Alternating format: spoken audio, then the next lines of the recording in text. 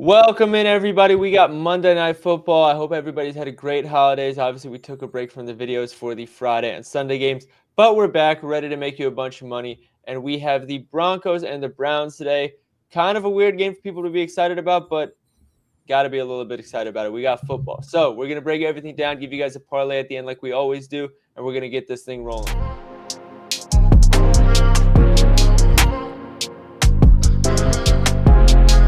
Welcome in, everybody. JJ, how are we doing, man? Long time no see.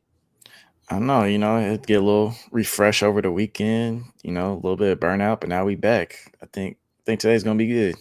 Oh yeah, I think it's kind of straightforward of a game. Like Jameis Yeah. Winston's made everybody excited for the passing game on the Broncos side. Now Nick Chubb is back in the mix. So there's actually things to bet on for the Cleveland offense, which you couldn't say the first 6, 7 weeks of the season. And on the Denver side, Bo Nix has surprised a lot of people this season, and the Browns defense has been one that people have been surprisingly able to target. So yeah, I say we can just get right into it, and we can start with the Denver offense. And before we get into the pass game, let's get into the run game because now there's three backs that they use: Javonte Williams, Jaleel McLaughlin, and is it Esteem? I don't know how you're actually supposed to pronounce it, but he's I now in the don't either. mix, and it's purely a hot hand approach. I think it was 2 weeks ago. The rookie got 12, 14 carries or something. Everybody thought he was taking over. Everybody got excited. And then the next week it was Javonte Williams, and the rookie got absolutely no work. And the coaches have come out and said as much. They said, "Oh yeah, he played great. We'll see what happens next week." Like they did not commit to anybody. It is purely a hot hand approach. So I'm staying away. And but the one information that I do have is the Browns' defense against the run game has been solid in terms of like play to play. Their success rate against the run has been really good.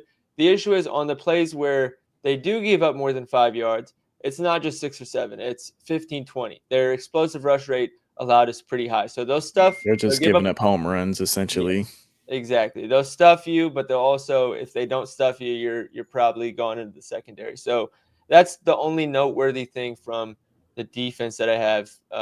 JJ, you can go ahead and take over the offensive side of the ball or the passing side. Sorry. Yeah, for the passing side. So I mean, to keep it simple with the defenses here, because they both do pretty much very similar things. Both top 10 in man coverage rate and single high, along with top 11 in blitz rate. So with that, looking at the Broncos offense, that's going to be all set in here.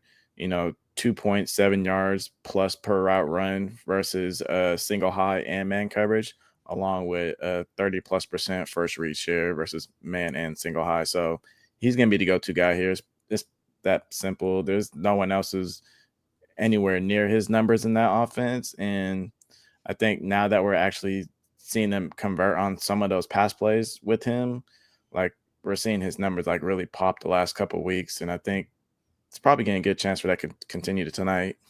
Oh yeah, 70 plus receiving yards in his last 5 games, 90 plus in 3 of those 5 games. And matchup doesn't get better for him. I mean, Cleveland allows the third most yards to wide receiver ones in the NFL. There are some teams where you don't know who's actually the wide receiver one. Like with the Bengals, you know it's Chase, but Chase gets bracketed, so T. Higgins actually gets a higher target share a lot of games. With this one, we know exactly who it is. It's Courtland Sutton, and it makes our life a lot easier here. So Courtland Sutton has been great. He has a great matchup. No reason for that not to continue today.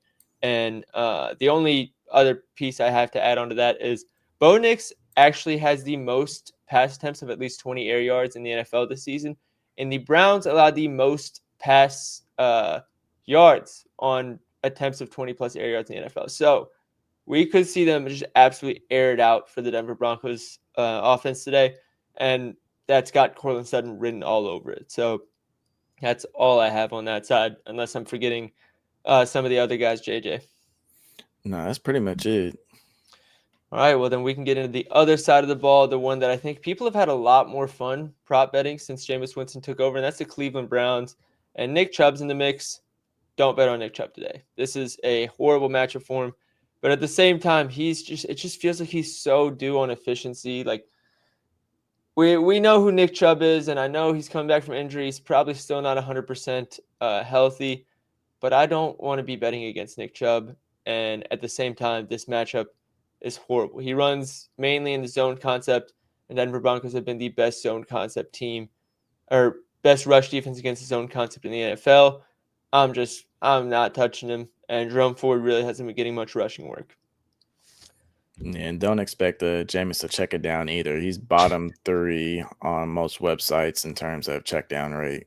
So It's about horrible. 6.5 to like 3.5%, which is very low. It's horrible, and it's what makes it super frustrating is under normal circumstances, Jerome Ford is still getting a very high route share. Like Nick Chubb is taking all the rush attempt share, and Jerome Ford is taking all the route share. And usually that means when you have a guy at like 12 and a half receiving yards against a defense like the Denver Broncos, you can say, oh, Jerome Ford receiving yards, easiest bet of the day. When you have a guy like Jameis Winston, like JJ's talking about, who just refuses to check it down, it's not that simple. And I can speak firsthand to this because I took Jerome Ford for this reason last week. I can't remember who the matchup was, but it was another good matchup. His routes were up. He was on the field. We got all the defensive looks he wanted. Jameis Winston didn't even think to look his way. And watching it happen every play was the most frustrating thing I could have experienced. So I'm not wishing that upon anybody today. It's a good matchup. He's getting the opportunity he wants. It's just a matter of, do you trust Jameis Winston? I personally don't, but that's up to you guys on whether you want to take that risk or not. As far as the rest of the passing game, Cedric Tillman has popped up on the scene. He's been great. Jerry Jeudy has been doing his thing, and Elijah Moore has been mixing in there as well. Kind of a lot of redemption stories in that receiving game. JJ, do any of them really stand out to you? Yeah, so I'd say for both coverages, single high and man coverage, it's going to be Jerry Jeudy as he has a over 30% first read share versus single high, along with 3.9 yards per route run. And then against man, it's going to be 1.93 yards per route run and 22% first read share versus man. The guy that stands out versus man is going to be Cedric Tillman right now. That is, let me see, I just had it open. He has 28% target per route run, 3.42 yards per route run, and a 25% first read share. So those are the only two guys I would want to target in the passing game here. Outside of that, I know Njoku's been solid, but I just think like it fits the matchup for the outside receivers more here. Yeah, and I think Cedric Tillman. So it sounds like Cedric Tillman and Jerry Jeudy are the main guys to go to. And Cedric Tillman's air yard share has been, at least his unrealized air yards lately, have been absolutely ridiculous. So Jerry Jeudy's probably the more reliable option in terms of, all right, if he's getting his targets, you're probably like, if the read's right, you're more likely to hit. But then Cedric Tillman on the other side is, you're more likely to hit with a bad read. So how much do you trust the read is really what it comes down to. It's kind of a game that, if it were me, I think I'd rather take Tillman because Surtain probably goes on Jeudy, no? Or do you think he goes on Tillman? It's a good question. I know they're more likely to move Jerry Jeudy around more. So I think maybe they might just throw him on Jeudy just so he doesn't get any advantages there. I think he is the more experienced vet. I think that's probably the guy I would really want to take away if it was me on defense. And then just kind of let Tillman do what he does, just because, like you said, there's a lot of unrealized air yards. So you just kind of do what you do against him and then Hope it see. doesn't Hopefully connect. they don't connect. Yeah. Dude, I just realized this is a Jerry Jeudy revenge game. Oh, yeah. And it's in Denver. Because I'm sitting here thinking, I'm That like, makes okay, it it's going interesting. to be cold in Denver. It's going to be 36, 34 degrees. So maybe somebody struggles against the cold. But then I'm like, Jerry Jeudy played in Denver. Like he was in this cold. So he's gonna get some extra targets Yeah, regardless. we got Jameis. Jameis is a man of the people. He's gonna get Jeudy his looks. I think I'd go Jeudy then if it was between the Yeah. two.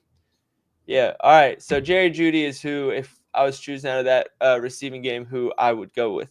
We talked about the run game. We talked about the pass game for both teams. Anything else worth noting before we feed the people? I think that's about it. All right. Parlay time. And for those who followed me on Twitter, you saw me hit a parlay yesterday where we picked a winner of the game, a touchdown score in that game, and a player prop in that game. It was the Steelers-Bengals game. And I love the idea. It smacked, by the way, and we would have smacked Sunday Night Football too if McCaffrey didn't get hurt. So I'm keeping up that theme. We're going to ride that theme until the wheels fall off, and we're doing that for this. And the winner of the game we're taking is the Cleveland Browns. There's a interesting system that I found out where basically teams that are away underdogs after week 6 on Monday Night Football since 2022 have just been crazy. So, and that's both against the spread and straight up. And because of that, I love the value on the Browns. The cold weather aspect doesn't really come into play as far as an advantage for Denver because, again, it's the Cleveland Browns. That's their stadium or their city too. So I think Cleveland Browns could come in and sneak one, especially rookie quarterback in primetime. I always love to fade those. Love Bo Nix, but still a rookie quarterback in primetime. The next leg is the touchdown prop, and we're going Nick Chubb to get a rushing touchdown. His goal line opportunity, both within the 5, within the 10, within the 20, have all been really, really nice, and I don't think it justifies a plus 160 line. The main concern is really just going to be how frequent are the Cleveland Browns going to be in scoring positions. But, I mean, this is football. Even the best defenses give up touchdowns in games. We just need one from Nick Chubb, and I think we can get that. And the last leg we're going to go with is Courtland Sutton over receiving yards. Like we said, he's been nails lately. It's a good matchup, and the Browns can just get killed deep and in the air, and that's exactly where him and Bo Nix love to connect. So those three, lock it in. It's plus 900 on DraftKings, which is where you can get the best odds. I had a boost somewhere else that I used that I don't know if I got it from like a no sweat bet type of promo or something else. So I didn't want to advertise that on here. We're going to track it as one unit as plus 900. You can get that on DraftKings. So go take that. Make sure you like, subscribe if you're tailing. We always appreciate the love and support. I hope everybody had a happy Thanksgiving. And now it's time for us to pray for the Christmas gifts coming up in the next few weeks. So good luck to everybody. JJ, appreciate you as always. Drop us a follow on Twitter, and we'll see you guys on the next show.